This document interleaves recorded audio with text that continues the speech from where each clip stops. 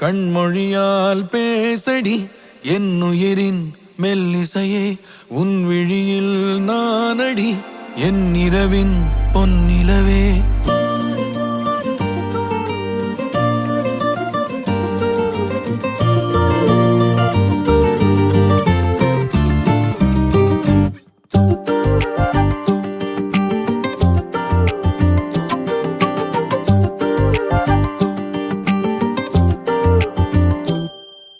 கண்மொழியால் பேசடி